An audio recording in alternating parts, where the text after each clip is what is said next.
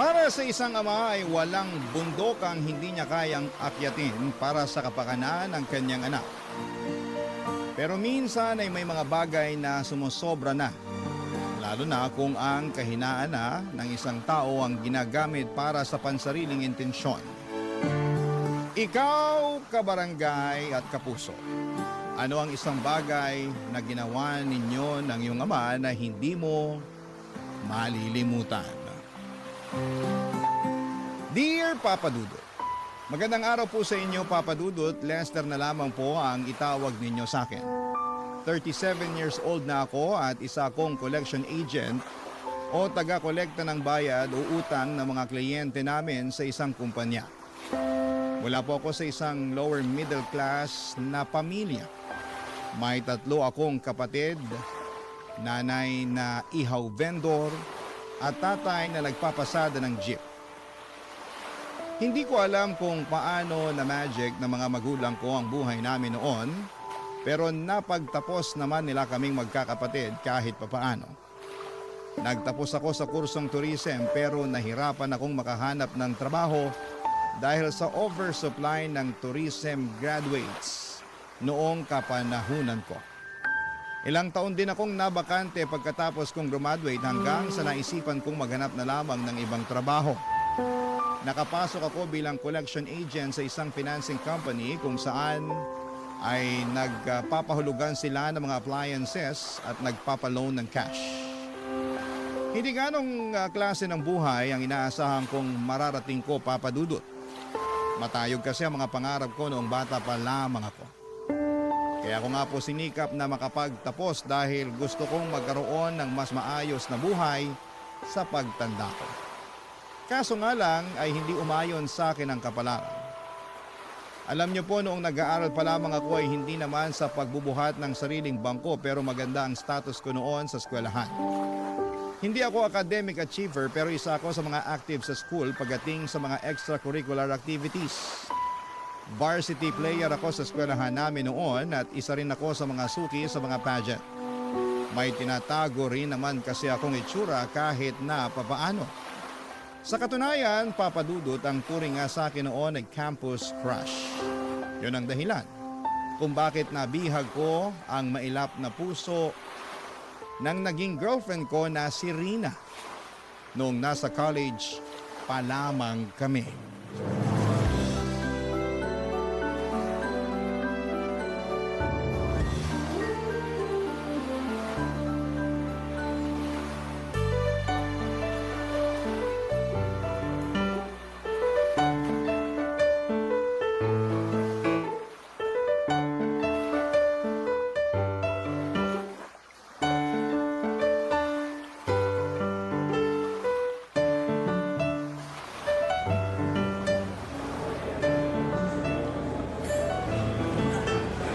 Lester! Nandito ka lang pala. Kanina pa kita hinahanap. Nag-message ako sa'yo, sabi ko nasa cafeteria ako. Kakatapos lang ng klase ko eh. Nag-reply ka ba? Hindi ko nabasa lobat ako. Kararating mo lang dito sa school? Oo, hindi ako nakapasok sa first class ko. Nahuli ako ng gising Pinag-overtime ba naman ako sa trabaho kagabi? Kaya madaling araw na ako nakauwi. Eh bakit ka nag-OT? Sinesante kasi yung isa kong katrabaho. Understaff tuloy kami. Ewan ko ba sa boss namin? Naturingang sikat na fast food yung minamanage, pero nagtitipid naman sa empleyado. Nag-breakfast ka na ba? Kumain ka muna. Di pa nga pero wag na. Haba ng pila Magsisimula na rin maya-maya yung klase ko. O heto, kainin mo na lang tong extra rice ko. Hati na lang tayo dito sa ulam. Ayan, mas mabuti pa. Kanina pa kumakalam yung sikmura ako Nga pala, nadala mo ba yung hiniram ko sa'yo? Oo. Heto, 2,000. Salamat! Promise, ibabalik ko rin to next week kapag may sahod na ako.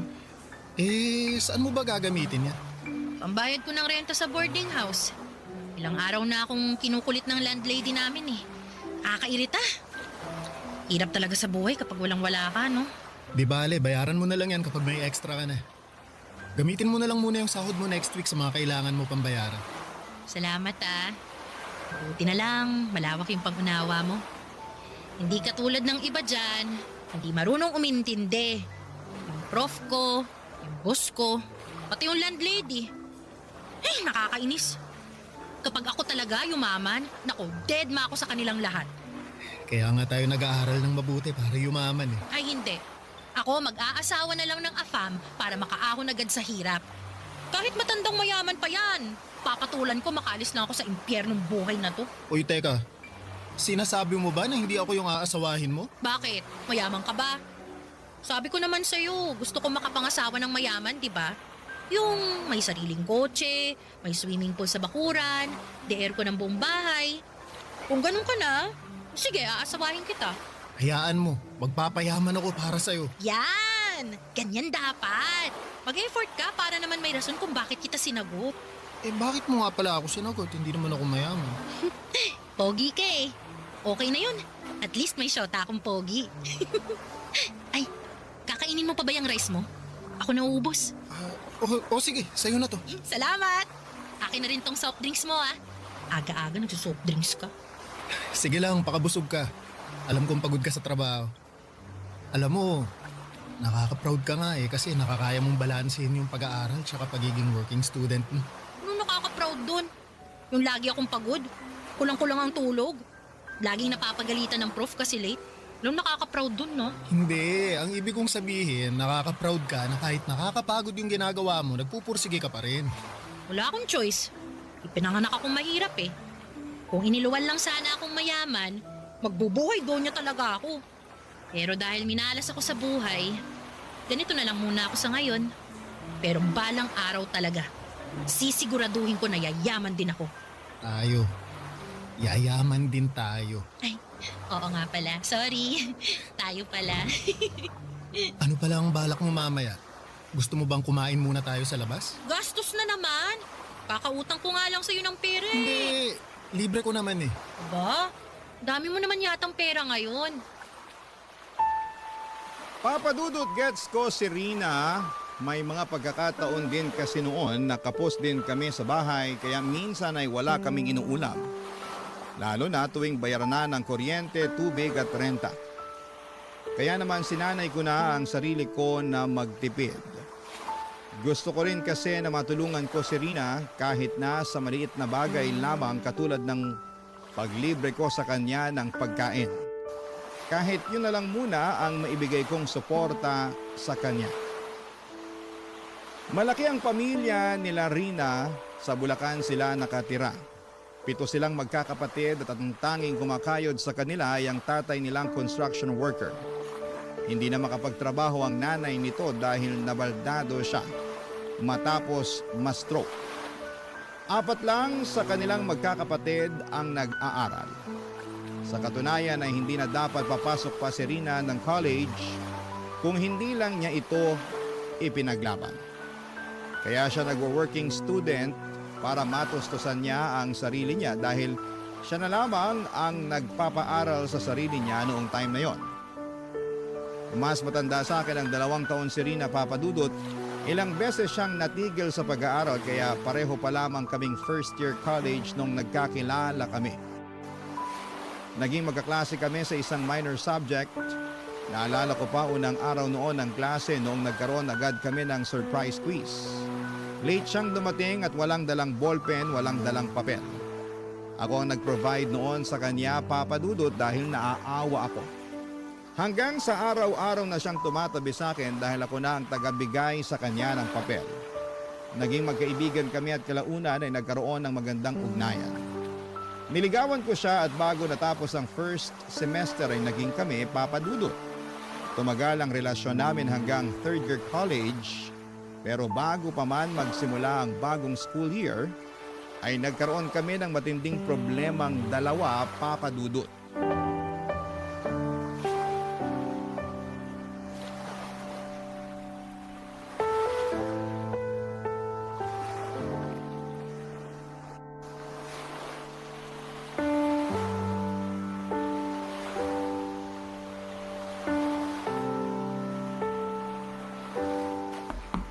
Rina, tao po.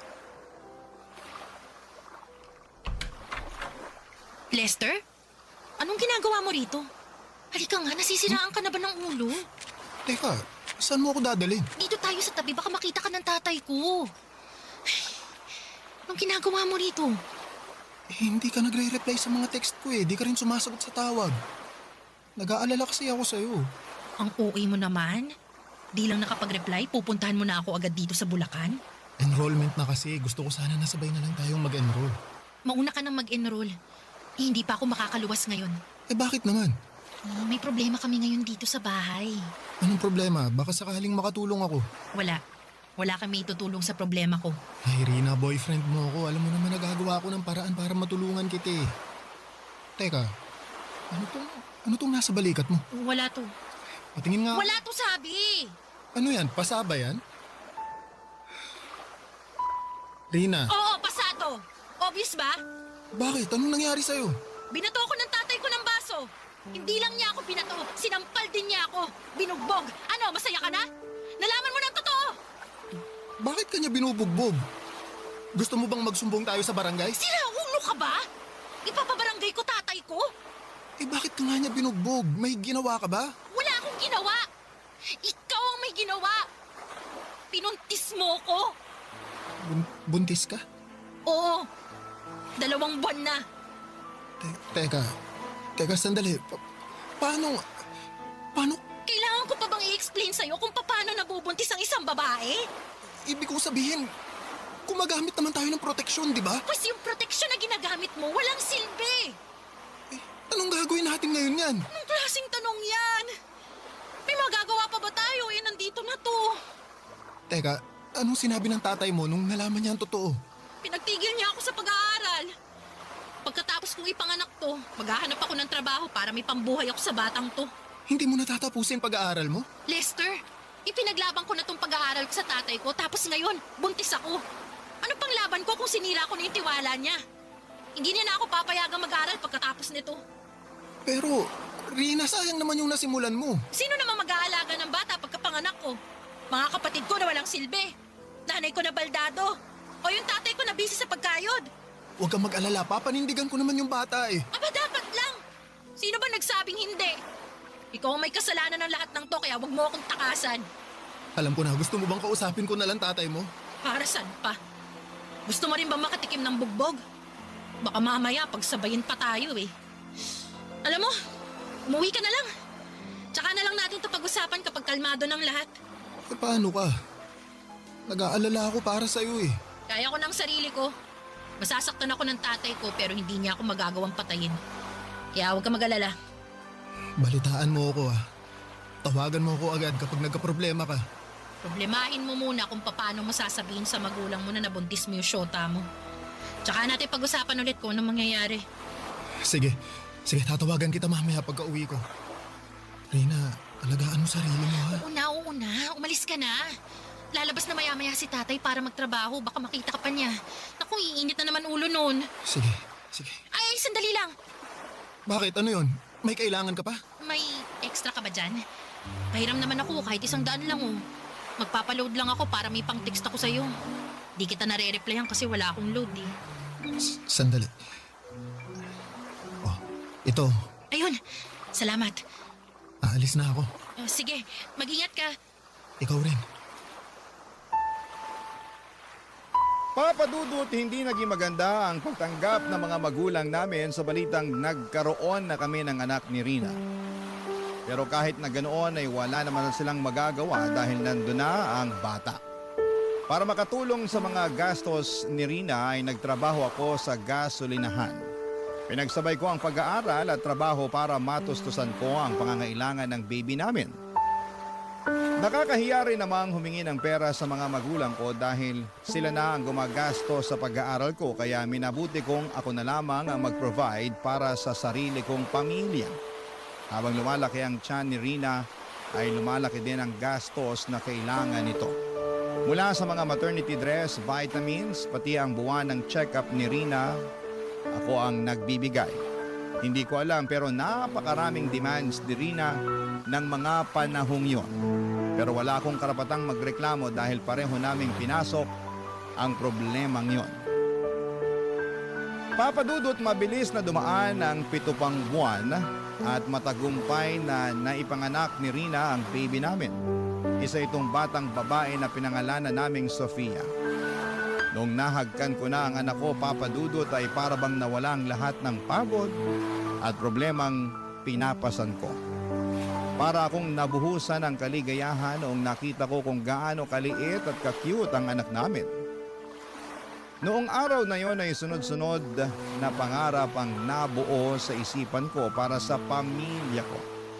Pero Papa Dudut, hindi pala ganon kadali ang mangarap. Lalo na kapag hindi nakaayon sa iyo ang kapalaran. Dahil sa mga sumunod na taon, sa halip na ginhawa ay puro problema ang mga naranasan naming dalawa ni Rina. Barangay Love Stories. Barangay Love Stories. Noong natapos ko ang pag-aaral ko, pansamantala kaming tumira sa Bulacan ni Rina. Yun kasi ang gusto ng tatay nito dahil baldado na ang nanay niya ay yun na lamang ang tanging paraan para makapiling nito ang apo niya. Maliit lang ang bahay nila Rina, Papa Dudut. Sa maliit na bahay na yon ay doon sila nagsisisikang magkakapatid. Mabuti na lamang at may isang kwarto doon na pwede naming gamitin ni Rina para kahit papaano ay may privacy kaming dalawa. Aaminin ko na hindi naging magandang naging buhay namin sa Bulacan, Papa Dudut. Bukod sa nahirapan akong makahanap ng trabaho sa lugar nila, ay palagi pa kaming nasisermonan ng tatay ni Rina.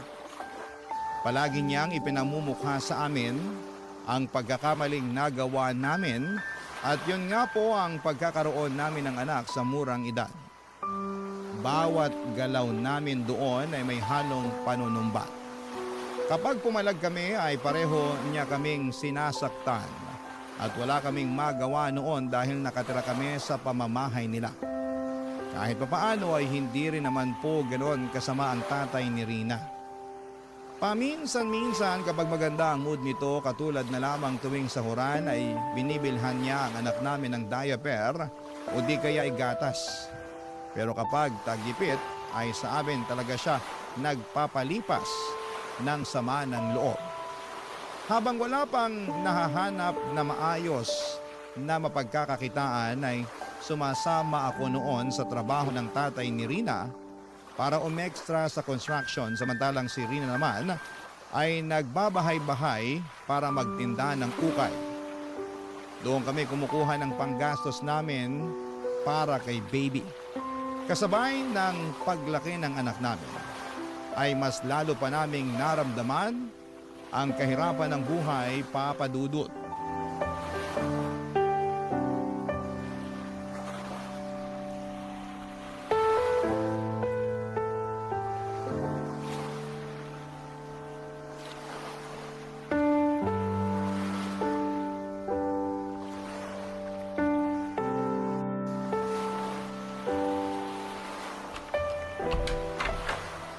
Oh, Lester, ang aga mo namang umuwi ngayon.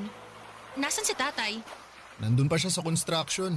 Pinauwi na ako ng foreman namin, masama pakiramdam ko. Bakit? May sakit ka? Oo, medyo mahisinat ako. Muntik na akong mahulog kanina mula sa pangalawang palapag nung nahilo ako.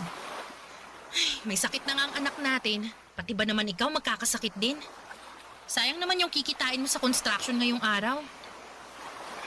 Basta ipapahinga ko lang to tapos babalik din ako agad sa site bukas. May makakain ba dyan? Wala na. Hindi naman namin alam na dito ka pala kakain eh. Bumili ka na lang ng tinapay sa labas. O sige, mamaya na lang ako kakain. Iidlip na lang muna ako rito. Nasaan pala si Sofia? Nagpapahinga na. Medyo nilalagnat pa rin. Pinainom mo ba siya ng gamot? Alam nga namang hindi. Ano tingin mo sa akin? Grabe, ang sungit naman. Nagtatanong lang. Wala kasing kwenta yung tanong mo. Eh, bakit sobrang init naman yata ng ulo mo ngayon? Sino bang hindi iinit ang ulo? Tingnan mo nga tong bahay. Sobrang gulo. Ang liit-liit na nga lang, ang dami pang kalat. Tapos ngayon nandito ka kasi ano, masama pakiramdam mo. Eh di mas lalo na namang nasira yung mood ko. Sayang yung isang araw sanang sasahurin mo. Babawi naman ako bukas eh. Mas gusto mo ba yung sige pa rin ako sa trabaho kahit na hindi maganda yung pakiramdam ko? Paano kapag nadisgrasya ako doon? Eh di mas malala yung problema natin kapag nagkataon. Tinatanong mo kung anong gusto ko? Hindi yun ang gusto ko, Lester. Hindi ganitong klase ng buhay ang gusto ko. Ano? Hanggang ganito na lang ba tayo? Halos 2 taon na yung lumipas simula nung nakapagtapos ka. Anong ginawa mo? Hanggang construction ka na lang ba? Anong silbi ng diploma mo na 4 na taon mong pinaghirapan? Asan na yung mayamang buhay na ipinangako mo sa akin? Tutuparin ko naman yan eh. Kailangan mo lang ng konting tiyaga, ha? Tuloy-tuloy pa rin naman ako sa paghahanap ng trabaho. Sadyang minamahalas lang talaga ako. Ang sabihin mo, hindi ka lang marunong dumiskarte. Paano ka pa makakapagtrabaho sa hospitality niyan? Kaya ka nga nag-tourism, di ba? Kasi may itsura ka. Hindi ba ang hanap nila sa mga ganyang klaseng trabaho yung magandang itsura? Tingnan mo nga itsura mo ngayon. Ang dugyot mo na nga tingnan, no? Pati sarili mo hindi mo na kayang alagaan. Siyempre, araw-araw akong babad sa initan. Palagi akong nagbubuhat ng buhangin at mga hollow blocks, madudumihan talaga ako. Iisipin ko pa ba itsura ko kaysa sa kapakanan natin? Hindi naman tayo mapapakain itong itsura ko eh. Ayoko na ng ganitong buhay. Araw-araw ko na lang pinoproblema kung paano pagkakasyahin yung pagkain natin. Palagi ko na lang tinitipid yung gatas ni Sofia. Tapos, nandyan pa si tatay na wala nang ibang ginawa kundi magbunga nga kapag nalalasing. Sorry, konting tiis na lang. Gagawa ako ng paraan. Ayoko nang magtiis. Buong buhay ko lagi na lang ako nagtitiis. Kung ganun, bumalik na lang tayo sa Maynila kung gusto mo. Ano namang gagawin natin doon? Doon tayo kina nanay tumira. Mas maganda yung oportunidad doon, mas maraming trabaho. Pati ikaw, pwede kang magharap ng trabaho kasi pwede mo nang iwan si Sofia sa mga magulang ko kung sakali. Matagal na rin kasing nare-request ni nanay na makita si Sofia eh. Baka naman mamaya, kalilain ako ng mga magulang mo doon sa pamamahay nila, ha? Hindi yun mangyayari. Nakasama mo naman na sina nanay at tatay, di ba? Mababait sila. Anong mababait? Hindi nga maganda yung tingin sa akin ng nanay mo nung una kami nagkita eh. Ano ka ba? Mas gusto nga ni nanay na doon na lang tayo sa kanila tumira eh. Paano kung hindi pumayag si tatay? Matatanda na tayo. Kaya naman na siguro nating magdesisyon para sa sarili natin. Sige, kakausapin ko si tatay. At kung ayaw man niya, aalis pa rin tayo. Wala na siyang magagawa sa magiging desisyon natin. Basta, siguraduhin mo lang na pagkaalis natin dito, magiging maayos na yung buhay natin, ha? Oo, pangako.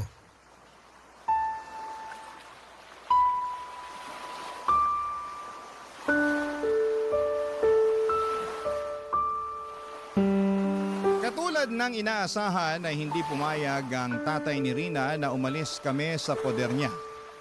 Pero buo na noon ang desisyon namin kaya hindi rin niya kami napigilan. Papadudot pagkabalik namin sa Maynila ay masaya kaming tinanggap ng mga magulang ko ang mga pamilya kong binuo.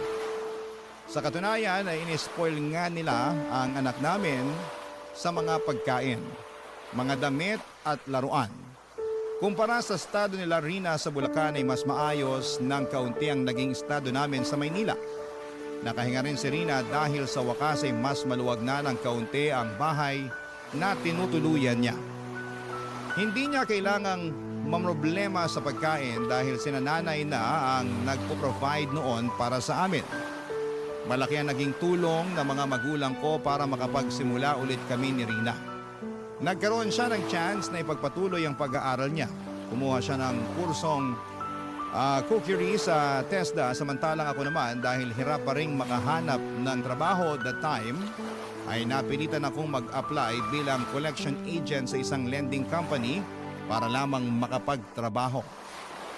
Noong natapos ni Rina ang kurso niya sa TESDA ay nakapasok siya bilang pastry cook sa isang maliit na restaurant sa amin. 3 taon din kaming nagstay sa bahay ng mga magulang ko. Noong nagkaroon kami ng sapat na ipon ay saka kami bumukod. Naging maganda naman ang buhay namin ni Rina simula noong nag-live-in kami papadudot. Sa loob ng 2 taon ay nakayanan naman naming tumayo mula sa mga sarili naming paa. Noong mga panahong yon ay ipinagbubuntis ni Rina ang pangalawa naming anak. Maselan po ang naging pagbubuntis niya. Kaya naman nang lumaki na ang bata sa sinapupunan niya ay nag-resign na lamang muna siya sa trabaho papadudot. Masasabi ko na noong time na yon ay maayos na ang buhay namin, hindi man mayaman katulad ng inaasahan ay napupunan naman namin ang mga pang-araw-araw na pangangailangan namin. Hanggang sa isang araw ay panibagong problema na naman ang dumating sa pamilya namin.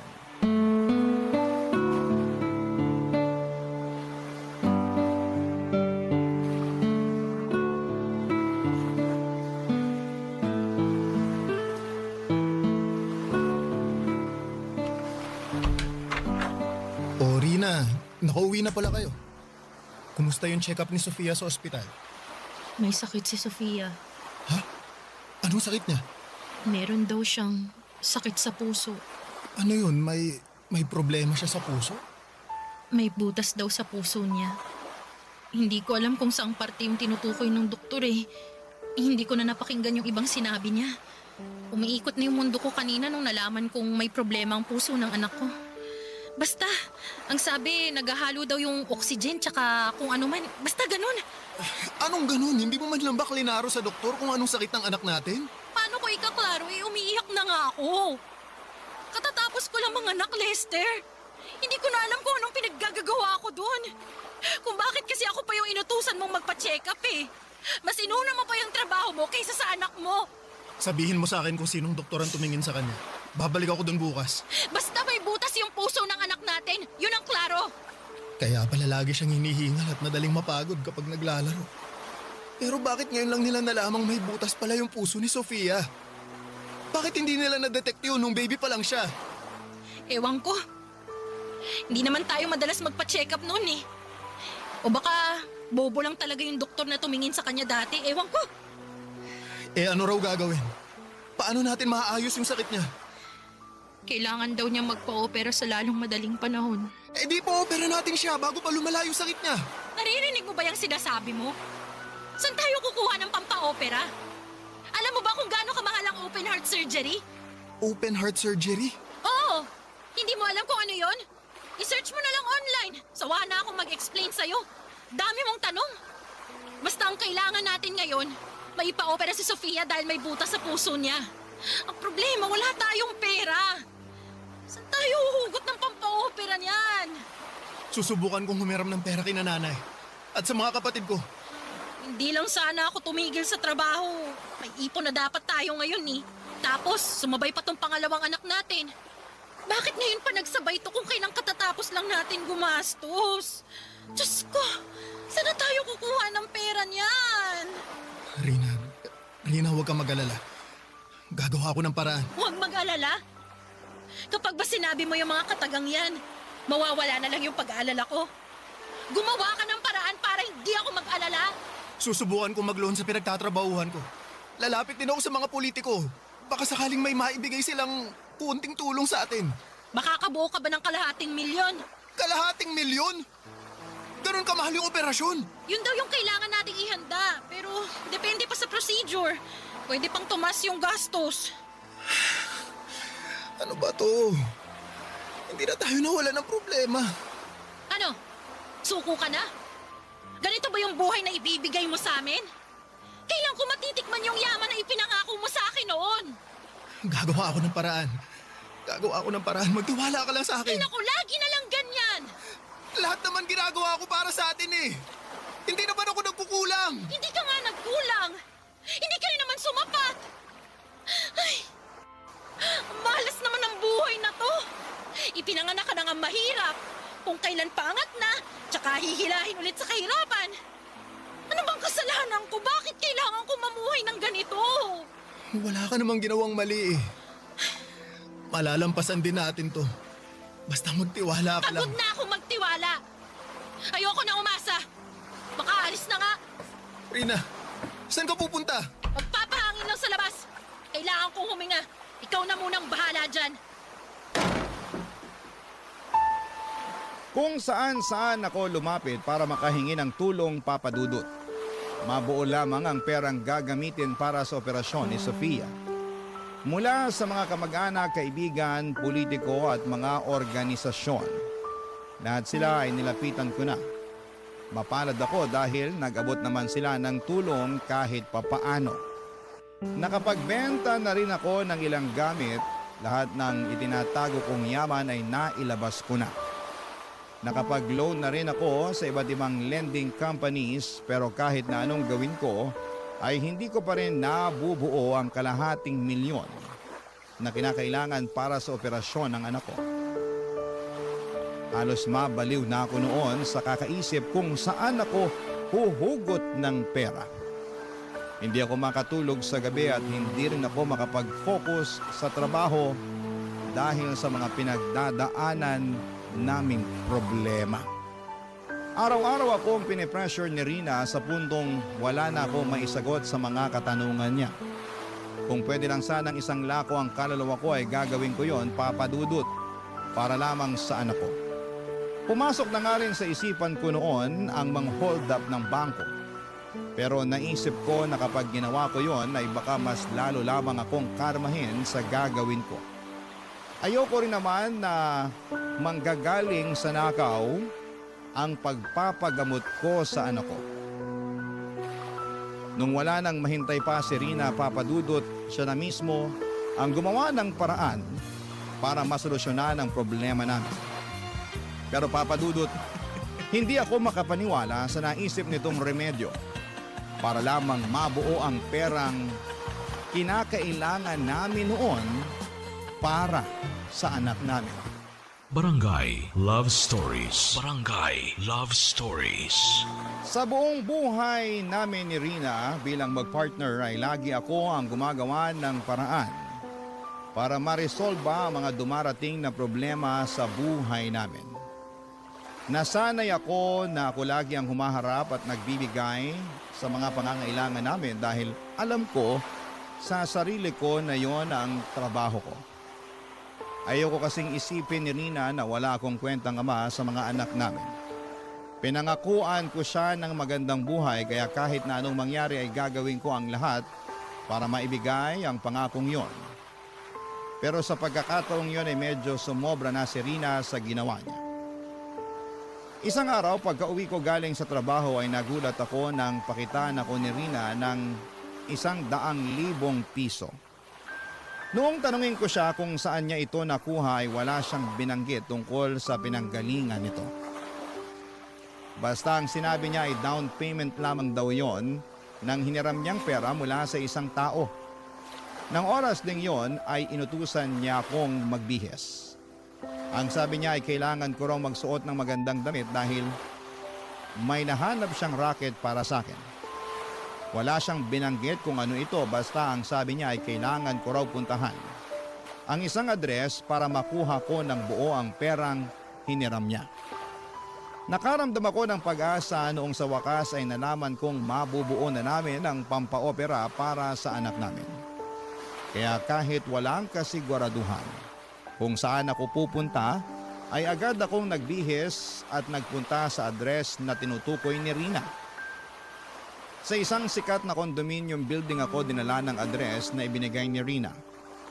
Noong nagpakilala ako sa lobby ng naturang lugar ay agad nila akong pinapasok sa kwarto ng isang boy. Kabado man sa racket na nahanap ni Rina ay matapang kong hinarap ang taong tinutukoy niya, Papa Dudut.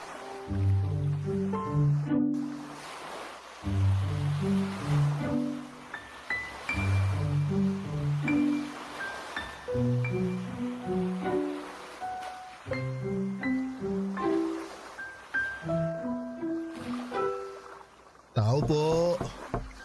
Sandali lang. Yes? Magandang gabi po. Ikaw po ba si Boy? Ako nga. Ikaw si Lester, yung pinadalang Rina? Ako nga po. May trabaho raw po kayo para sa akin? In fairness, guwapo ka nga katulad ng sinabi niya. Po? Wala. Halika, pumasok ka na. Sige po. Salamat po. Kumain ka na ba? Gusto mo bang kumain na muna? Hindi pa po pero salamat na lang po. Hindi pa po ako gutom. O sige, mag-shower ka na muna. Shower po? Oo, ayoko kasi ng amoy pawis. Mas maganda kapag fresh ka. Katatapos ko lang naman pong maligo bago ako nagpunta rito. Huwag po kayong mag-alala, hindi po ako amoy pawis. Okay, o sige. Kung ganun, halika na rito. Lumapit ka sa akin. Po? Bakit po? Sabi ng asawa mo, maganda raw yung pangangatawan mo. Gusto ko lang i-check. Teka, sandali lang po. Oh, bakit? Bakit niyo po inaalis tong t-shirt ko? Sandali nga lang. Ikaw ba talaga si Lester? Oo, ako nga po. Eh bakit parang wala kang malay sa ginagawa mo? Alam mo ba talaga kung anong dahilan kung bakit ka nandito? Hindi niya po nilinaw eh. Basta ang sabi may trabaho raw kayong ibibigay sa akin. Oo. At ito na nga yun. Ano po yung kinalaman ng katawan ko sa trabaho na ipapagawa ninyo? Ay my gosh! Ang slow mo naman, iho. Magtanggal ka na lang ng suot mo at humiga sa kama. Yun lang ang gagawin mo. Ako nang bahala sa'yo. Kala mo, baka hindi lang po tayo nagkakaunawaan. Hindi po ako ganun tao. Hindi po ako nagpapagamit ng katawan. Iyon ang sabi sa akin ni Rina eh. Ano ba to? Scammer ba kayo? Kung hindi mo gagawin ang ipinagagawa ko sa'yo, tatawag ako ng pulis. Teka, sandali lang po. Pulis agad. Hindi po kami scammer. Nakapagbigay na ako ng down sa inyo, no? Nagtiwala ako sa inyo dahil nirecommend kayo ng contact ko. Kaya kung hindi nyo ibibigay yung kapalit ng paunang bayad na binigay ko, ipapapulis ko kayo.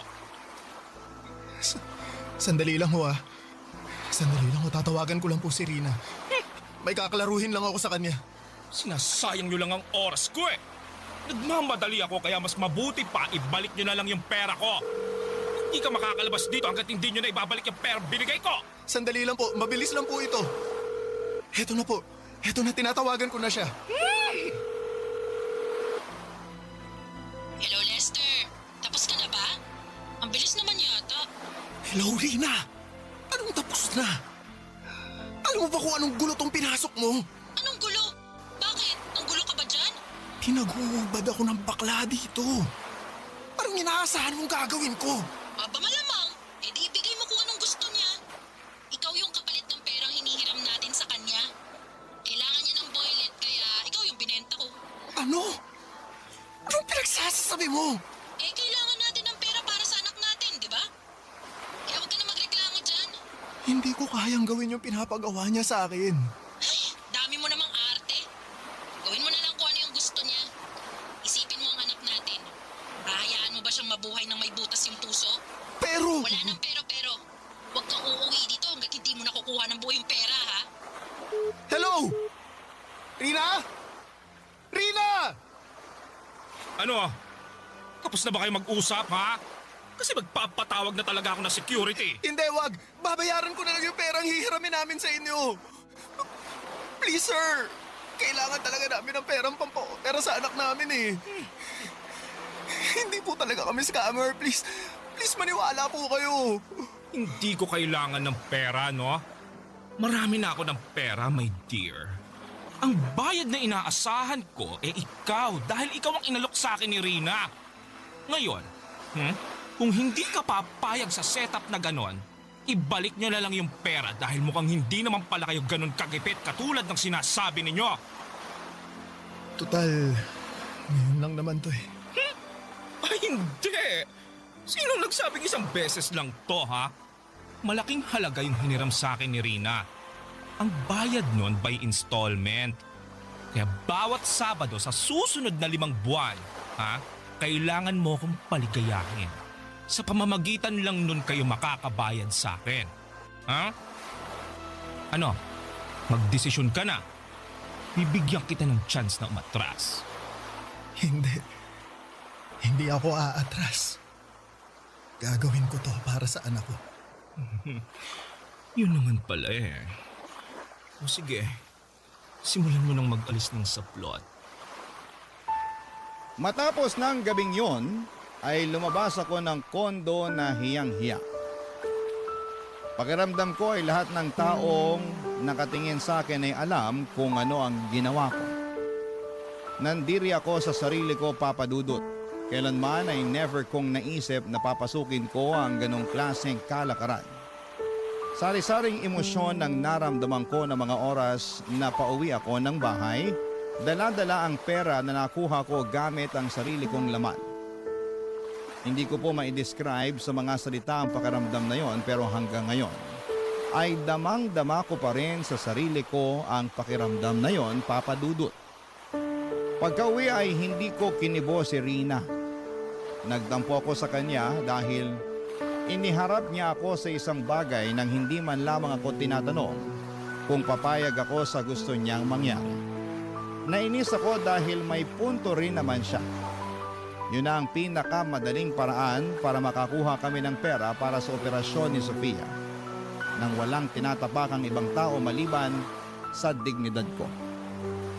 Papa Dudut, agad naming pinaoperahan ang anak namin gamit ang perang ibinigay ni Boy.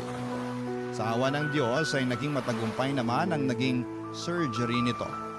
Halos 2 linggo ring nanatili si Rina at Sofia sa ospital habang nagpapagaling ito. Kasabay nito ay nagpatuloy ako sa pagbabayad ng utang namin kay Boy. Naisip ko noon na pwede naman namin siyang takasan at magtago na lamang sa ibang lugar, pero may pinirmahang kaming kontrata sa kanya na maaari na ipakulong niya kami kung sakali mang pagtaguan namin si Boy. Isa pa ay ayoko ring madamay ang anak namin sa gulo, kaya naman minabuti kong resolbahin ang mga ito ng patas. Sa mga sumunod pang buwan, tiniis ko ang bawat gabing kasama ko si Boy. Hindi naglaon ay namanhid na lamang din ako sa ginagawa ko hanggang sa unti-unti ay nabayaran ko rin ang pagkakautang namin sa kanya, Papa Dudut.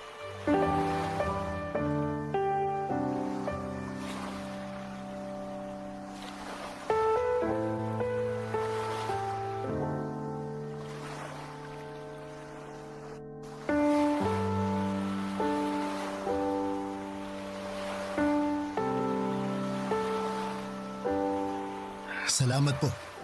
Salamat din sa tulong.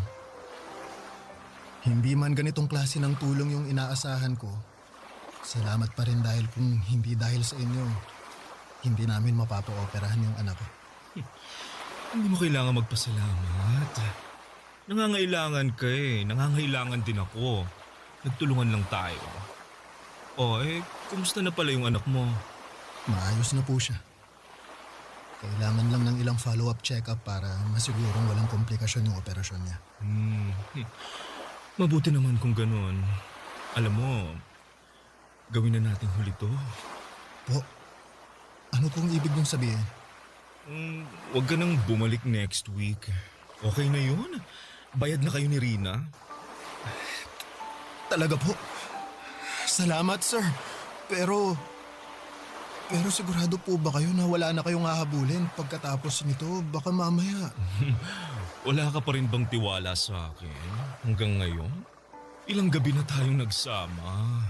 Huwag ka mag-alala, hindi kita hahabulin. Kung gusto mo, magpapagawa pa ako ng kasulatan para ma-clear na yung utang nyo. Tsaka hindi naman ako ganong klaseng tao, no? Alam kong masama ang tingin mo sa akin kasi ginamit ko yung kahinaan mo, pero wala eh. Kailangan ko ring lumigaya. Wala naman na magtatangkang pumatol sa akin. Bukod sa matandaan na ako, bakla pa ako. Sinong tao naman na magmamahal sa akin maliban sa pera ko, no? Alam mo, naiinggit nga ako kay Rina eh. Sa kabila ng ginawa niya sa'yo, nagagawa mo pa rin siyang mahalin. Nilapastangan na niya yung pagkatao at lahat-lahat pero nananatili pa rin kayong matatag. Ganong klaseng pag-ibig yung gusto kong maranasan balang araw eh. Kaso, mukhang malabo nang mangyari. Hindi ko naman po ito ginagawa dahil kay Rina eh. Dahil ito sa anak ko. Kahit gawin ko ulit tong bagay na to, matulungan ko lang yung anak ko. Gagawin ko. Uliran ka palang ama eh. Mabait kang tao, Lester. Sobrang bait mo to the point na okay lang sa'yo kahit ginagamit ka na ng ibang tao. Sayang lang kasi napunta ka sa katulad ni Rina. deserve mong mahalin din katulad ng pagmamahal na ginagawa mo sa mga taong nakapaligid sa'yo. Hindi naman sa sinisiraan ko si Rina ha, pero base lang sa nakikita ko, parang wala naman siyang pakialam sa'yo eh. Mahal po ako ni Rina. Nagawa lang din naman niya yun dahil sa anak namin eh. Hindi. Hindi ako naniniwala doon no. Alam mo ba, gabi-gabi, pagkatapos mong magpunta dito sa kondo ko, tinatawagan ako ni Rina. Talaga po? Bakit daw? Wala lang.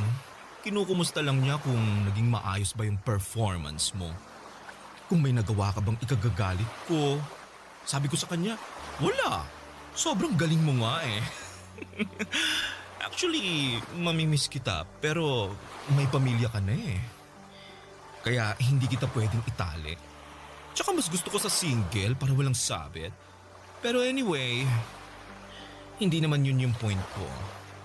Kaya siya tumatawag kasi gusto niyang humiram ulit ng pera. Ha? Pera? Para saan naman? I don't know. May kailangan pa ba kayong bayaran sa ospital? Wala na po. Kaya ko nang bayaran yung mga gamot ng anak namin. Sinisimulan ko nang bayaran yung ibang mga utang ko eh. Well, yun ang sabi niya sa akin. Gusto niyang humiram ulit ng pera at syempre, ikaw ulit ang pambayad. Kaso hinindihan ko na siya eh. Bukod sa naawa na ako sa'yo, may nahanap na akong kapalit mo kaya pinapalaya na kita. Maraming salamat po, sir. You're welcome.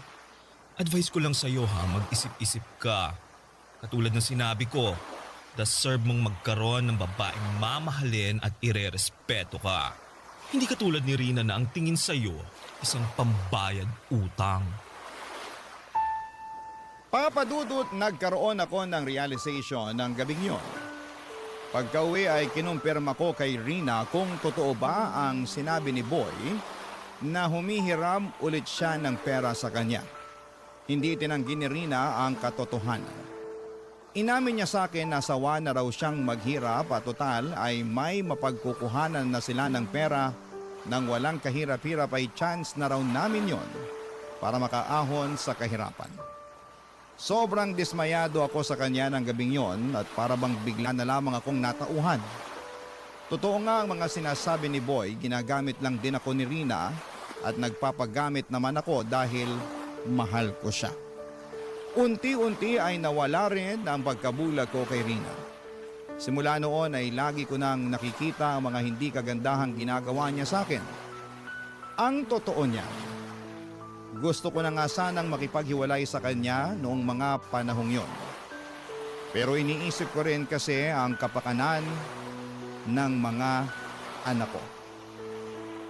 Papa Dudut, tiniis ko ang lahat ng yon sa ngalan ng pamilya namin.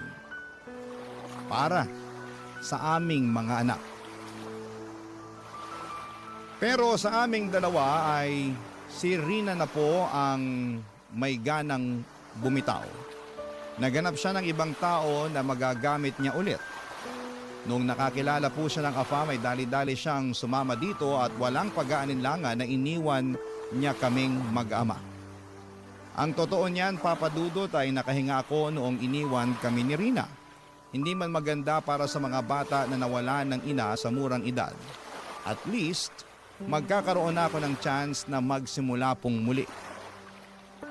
Papa Dudut, ang mga pangyayaring ikinuwento ko sa inyo ay nangyari 8 years ago. Ngayon ay dalaga na si Sofia at 8 years old na rin ang pangalawa naming anak. 3 taon ang lumipas simula nung iniwan kami ni Rina ay nakahanap ako ng babaeng nagmahal sa akin ng buo at totoo. Nagpakasal kaming dalawa at siya na ang tumayong bagong ina nila Sofia. Ngayon ay may isa na kaming anak at masasabi kong masaya. At kontento na ako sa buhay namin sa ngayon kahit na hindi ko nakamit ang yaman na pinapangarap ko. Ito na po ang wakas ng aking kwento at masasabi ko na hindi man sa pinansyal na aspeto ay mayaman ako sa pagmamahal. Ang inyong forever kapuso at kabarangay, Lester. Kwentuhan naman tayo dito sa comment section.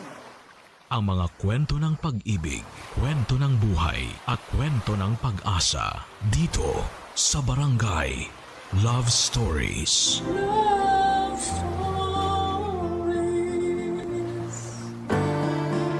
Biyayang magkaroon ng isang tao na handang manatili sa iyong tabi gaano man kalakas ang unos ng buhay na iyong pinagdaraanan.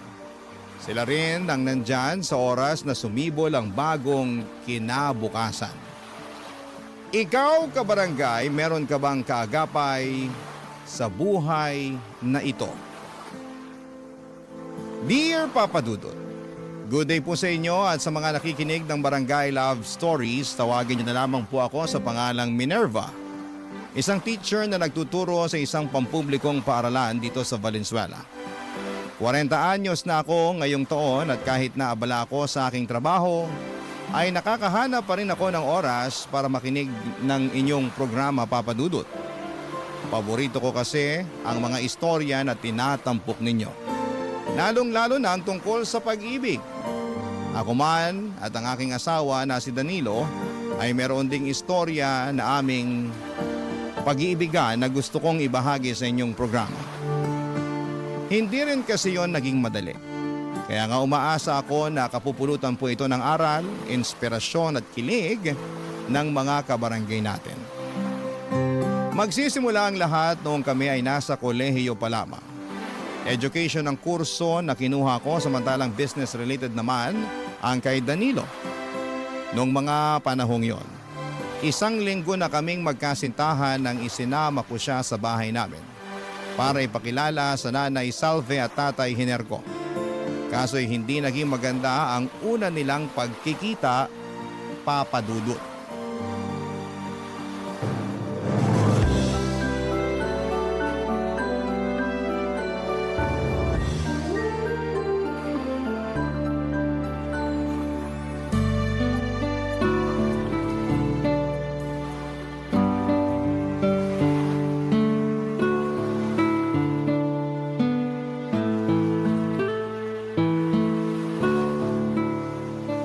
Tama ba ang narinig ko?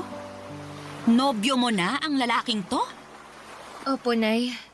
Tsaka may pangalan po si Danilo.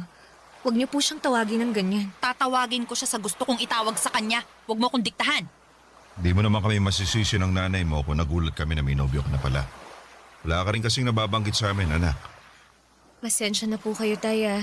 Hindi ko naman po intensyon na itago sa inyo. Hindi lang ako makatsyempo na makapagsabi dahil masyado kayong abala ni Nanay sa pagtitinda. Malamang, kabuhayan natin yun eh. Kung hindi kami magtitinda ng tatay mo, anong ipambibili natin ng pagkain at ipanggagastos dito sa bahay, di ba? Alam ko naman po yun. daw. Kung alam mo, sana matinong lalaki ang pinili mo para maging nobyo.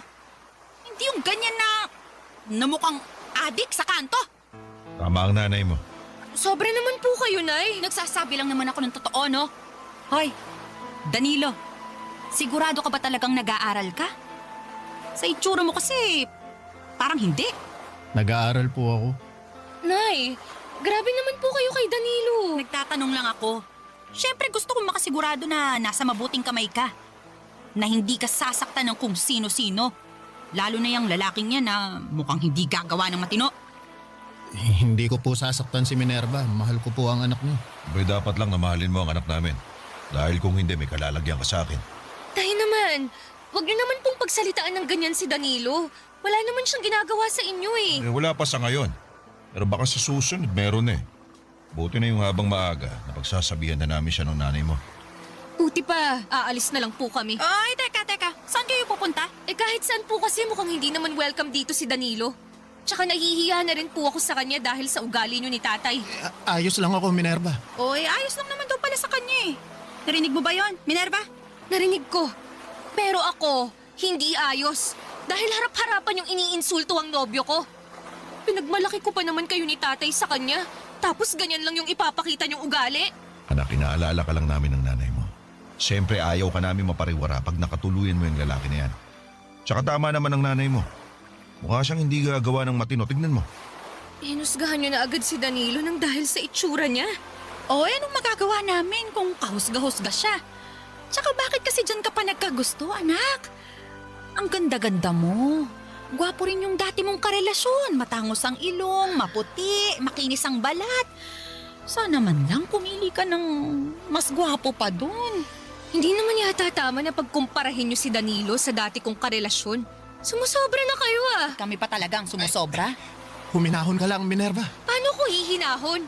Grabe na yung pang-iinsulto nila sa'yo. Hindi ka ba nasasaktan? O kita mo na, ako rin. Nasasaktan at mas doble yung sakit na nararamdaman ko kasi mga magulang ko pa talaga ang nanlalait sa'yo. Kung ayaw mo na malait namin yung nobyo mo, mabuti pa huwag mo na yun isama rito sa pamamahay natin. Ay, tama ang tatay mo. Ayoko na ulit makita ang pagmumukha niyan, ha? Nasisira lang ang araw ko.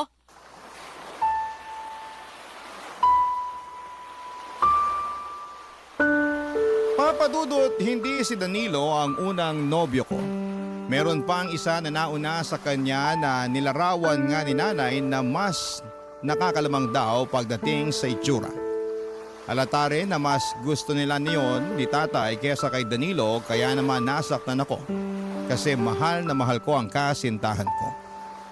Sa paningin ko si Danilo ang pinakagwapo at pinakamakisig. Bukod doon ay napakabuti rin ng kalooban niya. Mabait siyang anak sa mga magulang niya at kuya sa kanyang mga kapatid. At yon ang mga katangian na una kong nagustuhan sa kanya. Kaya nga kahit tutol sina nanay at tatay sa aming pagmamahalan, ay pinagpatuloy pa rin namin ang aming relasyon ni Danilo. Kaya lang makaraan ng 2 linggo ay merong malungkot na nangyari sa pamilya ng nobyo ko. At yon ay ang pagkamatay ng kanyang tatay, Papa Dudut.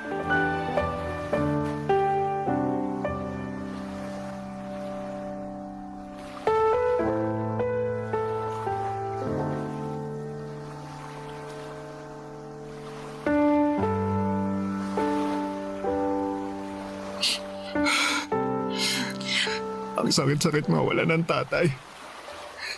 Hindi pa kami handa eh. Masyadong biglaan yung nangyari. Hindi nga ako nakapagpaalam sa kanya bago siya nawala. Sobrang sakit. Para ako mamamatay. Iiyak mo lang, Danilo. Andito lang ako para damayan ka. Maraming salamat, Minerva. Kung wala ka, baka hindi ko kayanin. Huwag mong sabihin yan. Marami ka nang kinaya nung wala pa man ako sa buhay mo, di ba? Oo, pero iba naman ngayon. Lalo nangyari pa to sa pamilya namin, kaya mas kailangan kita. Sa totoo lang, di ko na alam kung paano na kami pagkatapos mailibing si tatay. Anong ibig mong sabihin? Siya lang kasi yung nagtatrabaho sa amin, kaya sigurado mahihirapan kaming makapagpatuloy nito. Tapos sakitin din si nanay at maliliit pa ang mga kapatid ko, kaya walang pwedeng ibang asahan na magtrabaho kundi ako. Ibig mong sabihin, mag-working student ka? Tingin ko nga hindi ko kakayanin lalo sa sitwasyon ng pamilya namin eh. Kaya nga naisip ko na tumigil na muna sa pag-aaral at mag-focus na lang sa paghahanap ng trabaho. Sigurado ka na ba sa desisyon mong yan? Oo. Napag-isipan ko na yun at kinausap ko na rin naman si nanay. Anong sabi niya? Ayaw niya kasi 2 taon na lang graduate na sana ako. Pero naisip ko na matagal pa yun. Paano na lang kami mabubuhay sa 2 taon na yun, di ba? Ibig sabihin hindi kami kakain? Hindi magbabayad ng bills at hindi bibili ng maintenance ng mga gamot ni nanay? Ayoko namang mangyari yun. Kaya kung kinakailangan na magsakripisyo ako, gagawin ko. Naiintindihan ko naman ang sitwasyon. Hindi ko lang napigilang manghinayang kasi pangarap nating makapagtapos ng sabay, di ba? Tapos, iba pa rin kapag may diploma kang hawak. Kumbaga, mas maraming malalaki at magagandang oportunidad ang darating sa'yo. Oo nga, pero wala akong choice eh. Mahirap lang din ang mga kamag-anak namin kaya di namin sila pwedeng asahan na tumulong sa amin sa lahat ng pagkakataon. Sa bagay. Kaya, pasensya ka na kung biglaan yung desisyon ko ha. Ay, huwag kang humingi ng pasensya. Lalo't hindi mo naman kontrolado ang sitwasyon. Kaya nga eh. Nakakalungkot lang kasi. Bakit ngayon pa talaga nangyari to? Kung kailan malapit ko na sanang matupad yung pangharap sa akin ni tatay na makapagtapos ako. Naniniwala ako na hindi rin naman ginusto ng tatay mo yung nangyari. At proud siya sa'yo, ano man ang maging desisyon mo sa buhay. Ganon din ako, Danilo.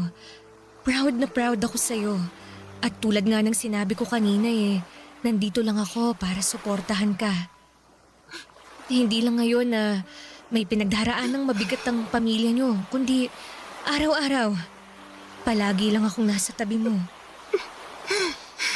Salamat, Minerva. Malaking bagay na nandyan ka.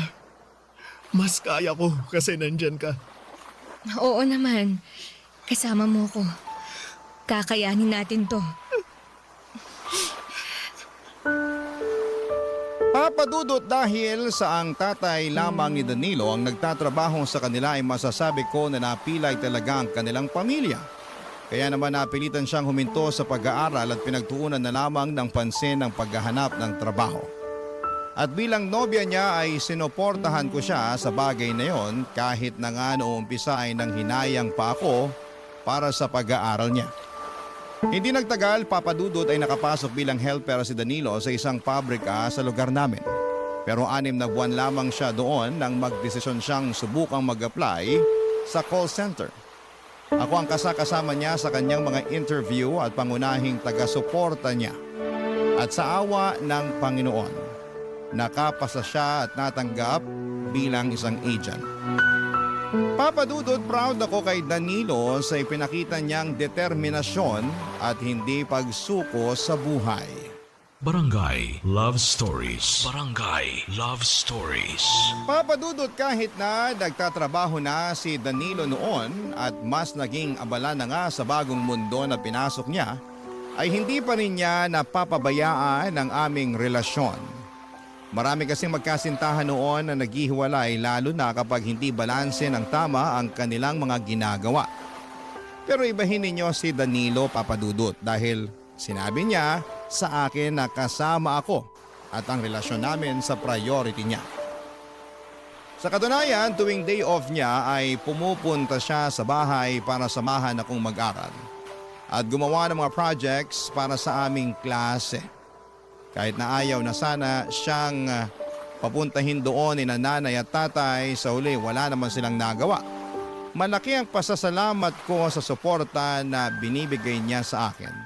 Minomotivate rin niya ako na tapusin ang aking pag-aaral. Dahil pangarap namin yon ng mga magulang ko. Kaya nga mas lalong lumalim ang pagmamahal ko para sa aking nobyo, Papadudot.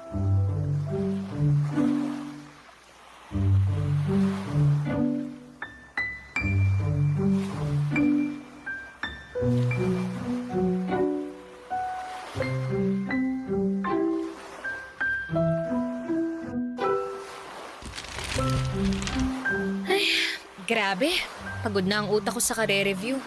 Pwede bang kumain muna tayo? May biko sa ref, luto ni nanay. Gusto mo ba? O sige, sakto. Gutom na rin ako. Kuha ako, sandali lang ha. Tubig. Gusto mo rin? Oo, salamat. Walang anuman. Wait mo ako dyan ha. Sigurado akong magugustuhan mo tong biko ni nanay. Specialty niya to eh.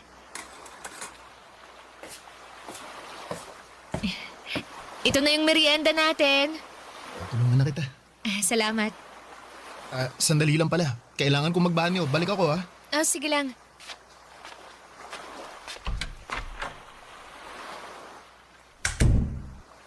Oh, dahan-dahan, Hiner, ha? Baka matalisod ka niyan eh. Ewan ko na lang sa'yo. Dadahan-dahan naman ako eh. Masakit lang talaga tong tagiliran ko. Nay, tay, andyan na po pala kayo. Tulungan mo nga kami rito ng tatay mo. Kanina ko pa inaakay, nabibigatan na ako. Sige po. Tay, kapit kayo sa akin, ha? Salamat, anak. Upo muna po tayo para makapagpahinga kayo. Sige. Salamat. Sandal na rin tong likod ko. Kanina pa sumasakit eh. Kanina pa rin sumasakit ang likod ko sa'yo, Hiner. Pasensya ka na. Kung kaya ko lang yung sarili ko, di sana di na ako nagpatulong sa'yo, di ba? Huwag na po kayong mag-away. Hindi kami nag-aaway, anak. Oo, nandito na po pala kayo, Nay, Tay. Oh, anong ginagawa ng lalaking to dito? Nay, pinapunta ko po rito si Danilo para tulungan akong mag-review. Bakit? Hindi ka ba marunong mag-review mag-isa? Bakit kailangan mo pang tulong niya? Tapos nakuha mo pa talagang pakainin at painumin niyang lalaki na yan. Nay naman. Ganitong napapagod ako at nai-stress na nangyayari tapos sumabay ka pa talaga, Minerva. Kabilin-bilinan namin sa'yo na wag mo nang isasama yung nobyo mo dito sa pamamahay natin. Pero sige ka pa rin. Wala naman pong ginagawang masama si Danilo. Pasensya ka na sa nanay ko ha. Pagod lang siya. Hindi, ayos lang. Naiintindihan ko naman. Ay, naku naman talaga. Ganyan na ba mga kabataan ngayon? Hirap niyong pagsabihan. Wala naman po kaming ginagawang masama. Salve, hayaan mo na sila. Kesa naman sa bahay ng nobya niya tumambay ang anak mo. Gusto mo ba yun? Siyempre ayoko. Okay, kaya nga manahimik ka na dyan. Ingay-ingay mo, kitang masama na nga pakiramdam ko. Ano po bang nangyari? Kumusta ang check-up ni tatay? Ayun na nga. Kumpirmado na may sakit sa bato tong tatay mo.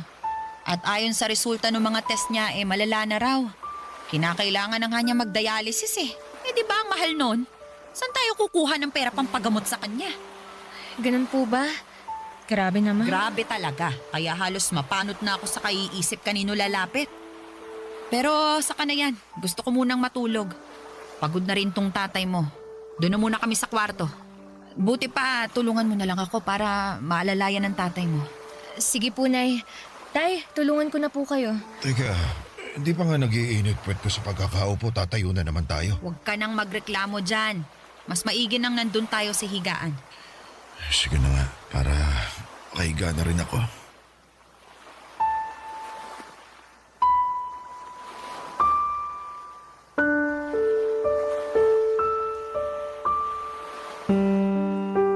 Papa Dudut, magkahalong lungkot, takot at inis ang namutawi sa akin ng mga panahong yon.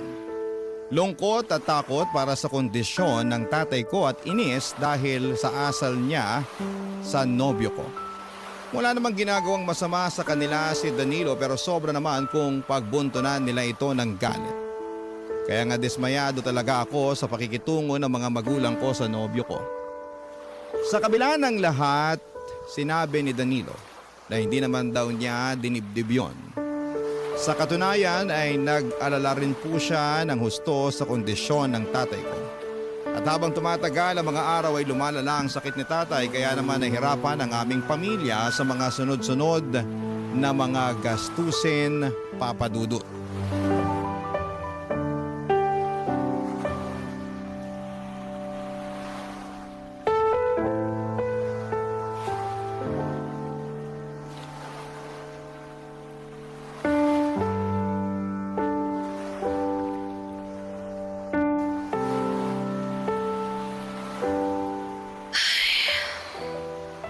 Oh, kanino ko pa napapansin na panay ang buntong hininga mo Sorry Hindi ko lang mapigilan Nalulungkot kasi ako kaya hindi tuloy tayo makapag-concentrate sa pagre-review natin.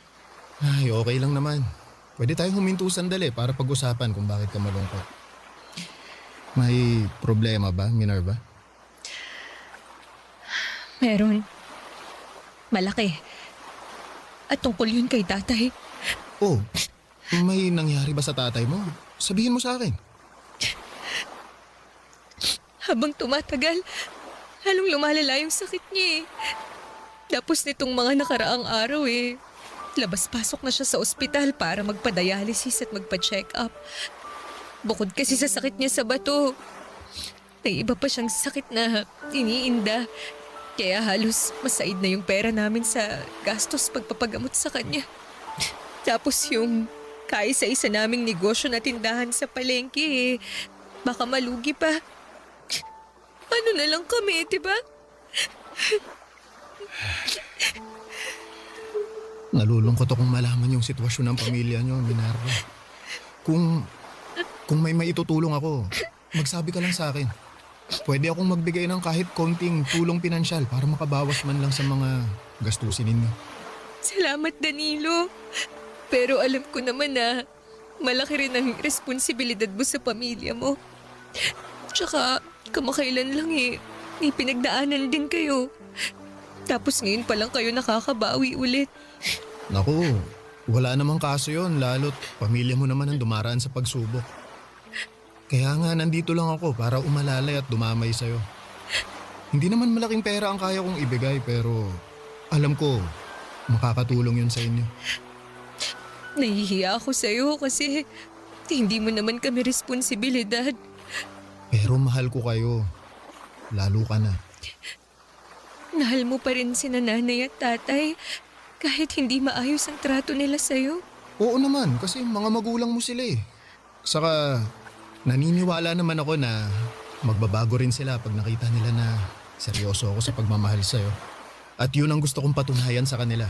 Na iingatan kita, aalagaan, mamahalin, at hindi sasaktan. Salamat, Danilo. Malaking bagay na nandyan ka. Lalo't dumaraan ng pamilya namin sa pagsubok. Salamat kasi kahit na busy ka sa trabaho mo, dinadamayan mo ko. Sinasamahan at sinusuportahan sa pag-aaral ko.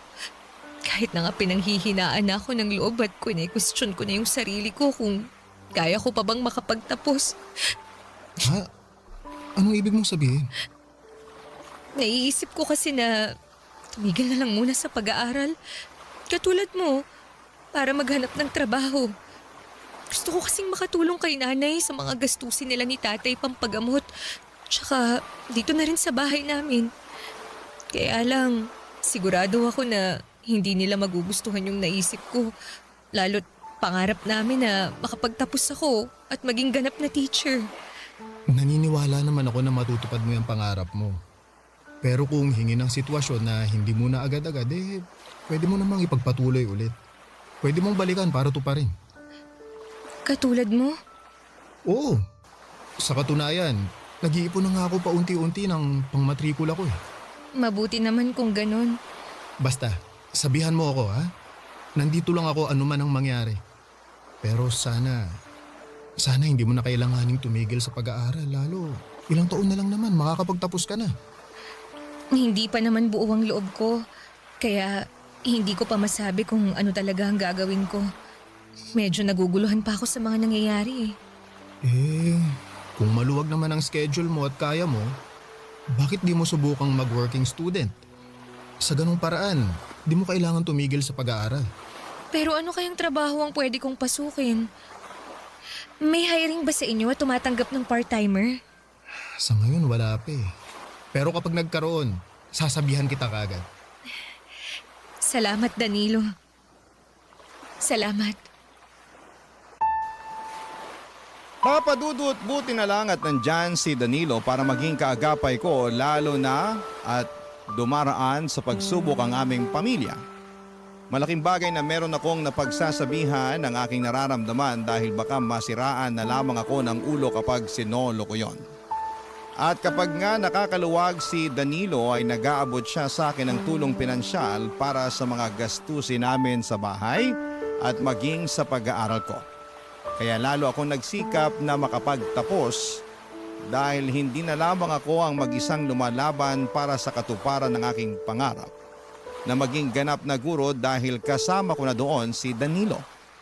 At kahit na mahirap, Papa Dudut, at maraming mga gastusin at kasabay pa noon ang pagkakasakit ni tatay, ay wala akong hindi kakayanin na may sa katuparan lamang ang mga mithiin kong makapagmarcha sa entablado, bitbit ang sertipiko ng katibayan ng aking pinapangarap, ang aking inaasam na pagtatapos.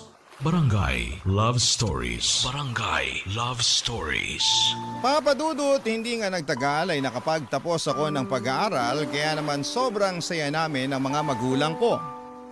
Masayang masaya din po si Danilo at bagaman at hindi siya personal na nakadalo sa seremonya dahil limitado lamang ang mga bisita na pwedeng isama ay in-invite ko na lamang siya sa bahay namin para sa munting salo-salo. Kaya lang makalipas ang 2 linggo ay namatay naman si tatay dahil sa paglala ng kanyang sakit. At sobrang lungkot ko ng mga panahong yon. Buti na lang at nandyan si Danilo upang umalalay nang sa ganon ay makaya ko ang lahat. Pero may mga pagkakataon pa rin na nalulugmok ako lalo na nung matapos ang libing ni tatay papadudot at madalas ko yung maramdaman sa bahay namin.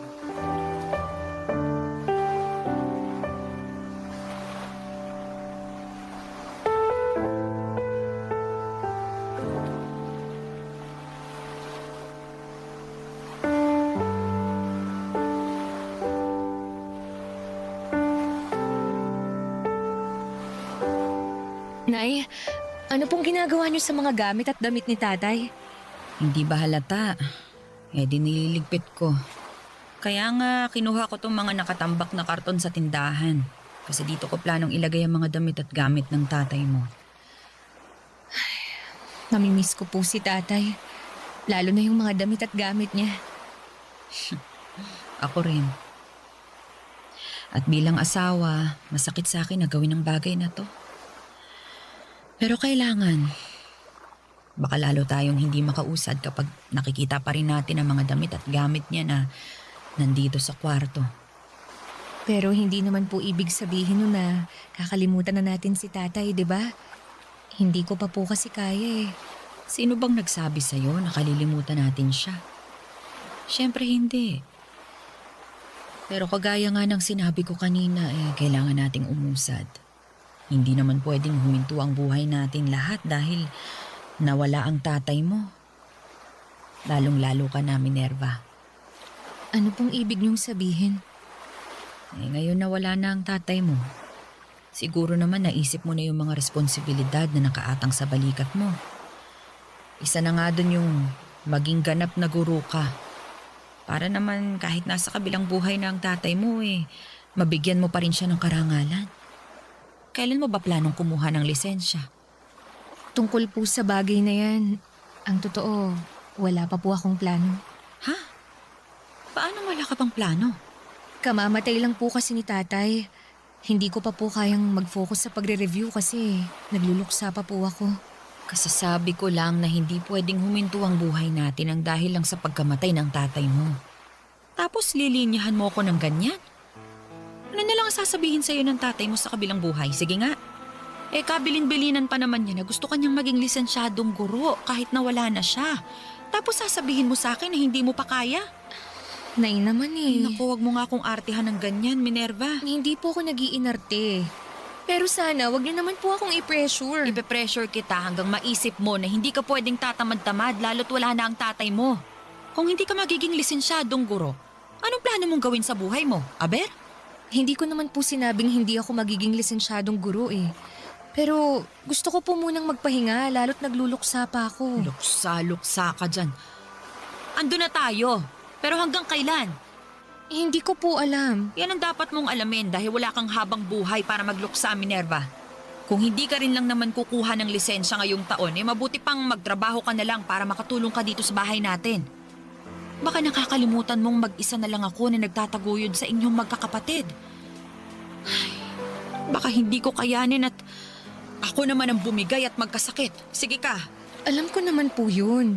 At hindi ko rin naman kayo pababayaan eh. Pero sana, bigyan niyo muna ako ng panahon na... Paulit-ulit tayo eh. Hirap kasi sa inyong mga kabataan, may hina ang loob.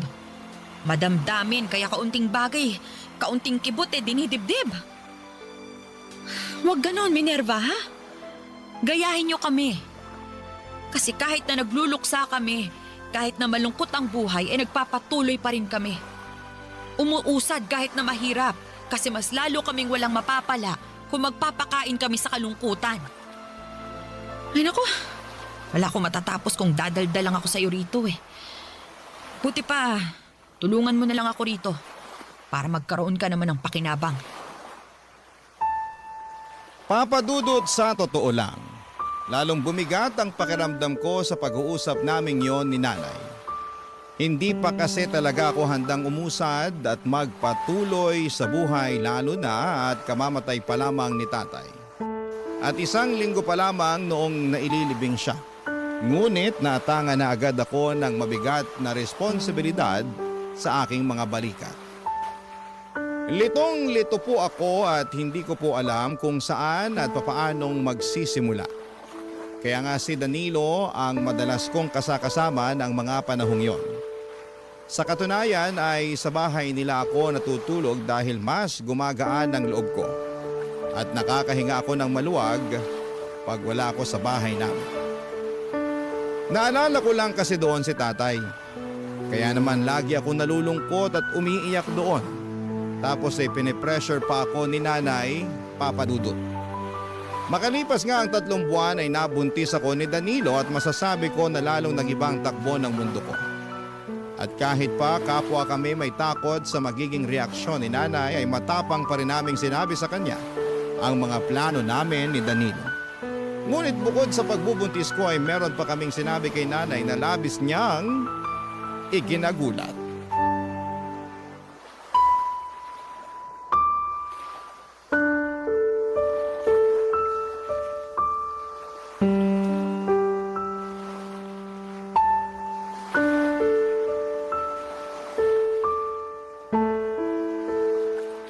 Anong sinabi nyo?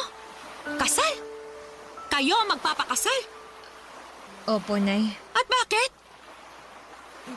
Buntis na po kasi ako. Kaya gusto na po namin magpakasal ni Danilo. Ano ka mo? Buntis ka? Opo.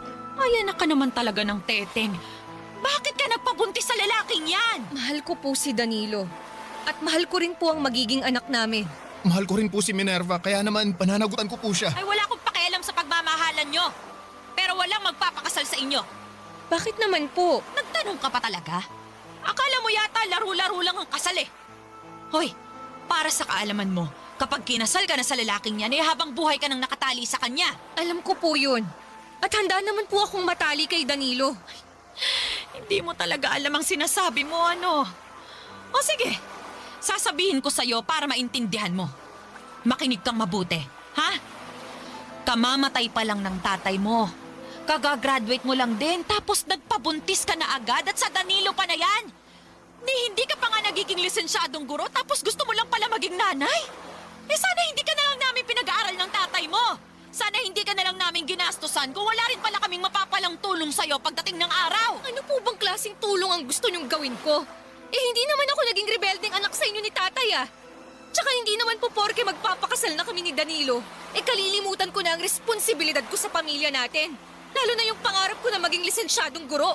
Tutuparin ko pa rin naman po yun kapag nakapanganak na ako. Akala mo ganun kadali ang sinasabi mo? Pwes hindi, Minerva. Dahil sa oras na maging nanay ka na, sa anak mo na iikot ang buhay mo. Kagaya ko. Wala na akong panahon sa sarili ko dahil nakatuon lang ang isip ko sa kung paano namin kayo bubuhayin ng tatay nyo. Pero hindi po ba ganun naman ang mga magulang? Kung hindi pa po pala kayo handa sa responsibilidad ng pagkakaroon ng anak, eh di sana hindi na lang kayo nag-anak. Ba't talaga namang sumasagot ka pa talaga, ha? Nagsasabi lang po ako ng totoo. Nay, alam ko po na masama ang loob niyo sa amin ni Minerva dahil sa nangyari. Pero pinapangako ko po na hindi ko pababayaan ang anak niyo at ang magiging anak namin. At kapag kaya na namin babawi kami sa inyo. Saka tama po si Minerva. Hindi namin kalilimutan yung responsibilidad namin sa kanya-kanya naming pamilya kahit na may mga anak na kami. Magsisikap po kami, lalo na ako, para matupad po ang bagay na yun. Magsisikap daw baka naman puro lang kayo salita. Tapos kamukat-mukat makakalimutan nyo na yung sinabi nyo. Ay naku, talaga naman. Hindi po mangyayari yun dahil may isang salita po ako. Mahal ko po si Minerva at mahal ko rin ang pamilya niya kaya naman kasama kayo sa plano ko. Ay, ewan ko sa inyo. Hindi ko naman hinihingi na buhayin nyo ko, ganito, ganyan. Ang gusto ko lang, tulungan nyo ko. Lalo ka na, Minerva. Sana bago ka mag-asawa at magkaanak may maayos ka na ring buhay para hindi kawawa yung magiging anak nyo ni Danilo. Kaya nga magsisikap po kami ni Danilo, Nay. Lalo ngayon na magkakaanak na kami. Bahala kayo sa buhay nyo. Magpakasal kayo kung gusto nyo. Wala na akong pakialam. Basta wag na wag kang lalapit sa akin, Minerva, ha? Habang umiiyak at magsasabi na nagsisisi ka na nag-asawa ka ng maaga at nagkaanak dahil sa hirap ng buhay.